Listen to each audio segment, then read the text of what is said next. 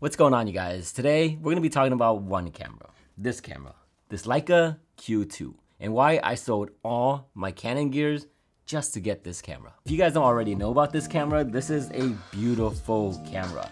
This is like a Porsche if it was a car. This is a great camera that comes with a hefty price. This camera here is a point-and-shoot camera. The lens you cannot change. The camera doesn't have any ports, and it's small. And this is pretty much all you get. For how much? This is about $5,500 just for this camera. But don't let the size fool you. This is an amazing camera, and there's a reason why it costs that much. So believe it or not, what I just said is very true. This camera has 0 ports. It doesn't have an audio jack anywhere at all. It doesn't have anything but a hot shoe mount. And then of course an SD card and a battery. And even the SD card only has 1 slot. And the battery is actually really good. One of the cool features is the safety thing. So like when I undo the battery, it doesn't actually just fall out. You gotta push it a little bit and then it comes out. Battery lasts forever. I can use this camera for days and then, and it doesn't run out of battery, which is something that I really like.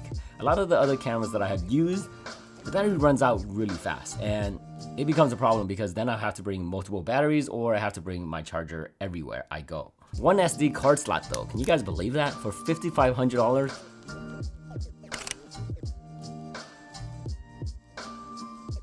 But that's really all it really needs. 1 SD card is perfect for a camera like this. Who's this camera made for?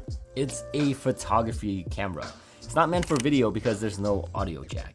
It's not meant for video because it doesn't have like now 8K, 6K. Although it does have 4K, it only goes up to 60 frames per second.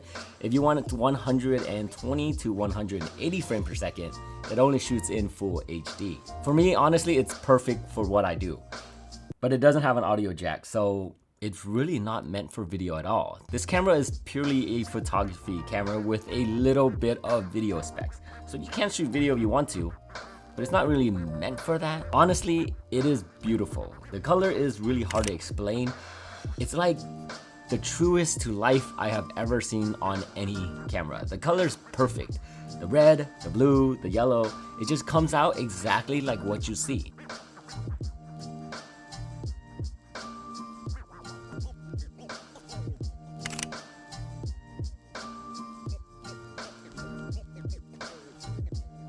Most of the time I use this camera, I barely have to edit the photos.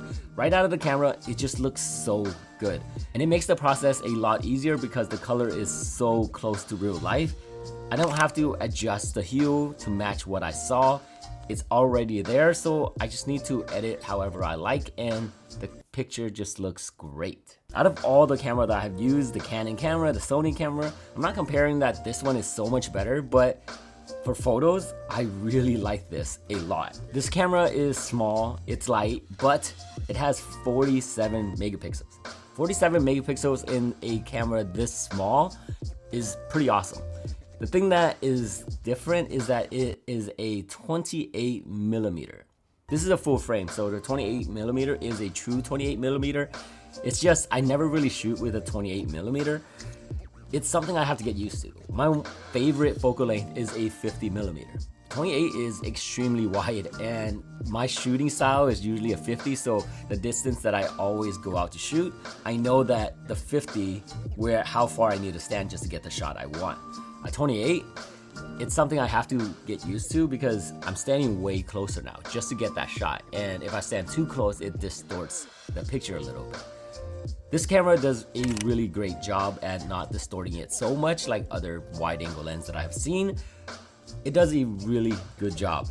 And 28 millimeter is a great focal length for a lot of things. It's just, I gotta really get used to it. This lens can actually do macro as well. All you have to do is just switch it to macro and everything changed. So now everything you shoot is a lot closer. Believe it or not, this lens right here, if you wanted to buy it by itself on another Leica body, it's about $4,700. It's insane. It's such an expensive lens by itself. So for this whole combo, It makes it really worth it because, like I said, if you were to buy this lens separate, it's cost a lot of money. Now it comes with it, and I have to say this lens is extremely sharp. It's like crazy. Every time I take a picture, I look at it, I'm like, whoa, that is really, really sharp. But that's not all. That's all the good things I can say about this camera, but there's a lot of weird things that I have to get used to. Like, there's not that many buttons in the back. There's about 4 buttons, and that's about it. And then on the top, there's just the dial and another dial. So when you're looking at this camera, you're like, dude, there's not that many buttons, so where do I change all my menu? Well, holding onto this dial right here will give you a new function list that you can select and then switch the menus through there. Also, the FN button, when you click it, it sets to like self timer, but if you hold on to it, you can change that to like white balance, ISO, and other menus. So holding onto buttons actually does something else, which is pretty interesting. Something you need to get used to, but once you do, it actually works really well. The shutter is switched by a dial, but if you switch it to like 60 or 125, if you want to switch in between those, you have to spin this dial, and that will switch the in-between numbers. A lot of different things about this camera than the other cameras that I've ever used. One of the things that kind of annoys me about this camera though is the lens cap. The lens cap is nice. It's like a premium looking lens cap, but after using it for a while, it comes really loose. It's like it barely even stays on, and sometimes if I lightly tap it, it'll fall out. So that's something I have to be careful, because if I lightly tap it and not know, I can just lose the lens cap and I'm out 50 bucks. Just like that. So that's the only thing. I wish they made this like more, I don't know, it stays on better basically. But hey, you know what? Camera can't be perfect, and if the lens cap's the only thing I'm complaining about, I'm okay with that. Holding this camera is kind of weird too, because look at the size. I mean, there isn't a grip here that you need to like grip on right here, but there's only a thumb grip right here that you hold on to the camera with. It's kind of slippery if you don't position it correctly, so my pinky is always on the bottom holding on the weight, and then my thumb is here, and pretty much I have to have my left hand on there, because if not, it's kind of scary because it does slip. So that's the only part that it's kind of hard to hold unless you're holding with 2 hands, which is perfect. I mean, you're supposed to be holding it with 2 hands anyways, because you can change out the dials here. If you guys are interested in a Leica camera, make sure you hit that subscribe button, because we're going to be talking a lot more about the Leica Q2. I'm going to be taking this out and doing some street photography with it, maybe some landscape or portraits. And if you guys want to see what it looks like, be sure to subscribe. And make sure you hit that like button if you guys like this video. And my name's Andy. I'll see you guys in the next one. Peace.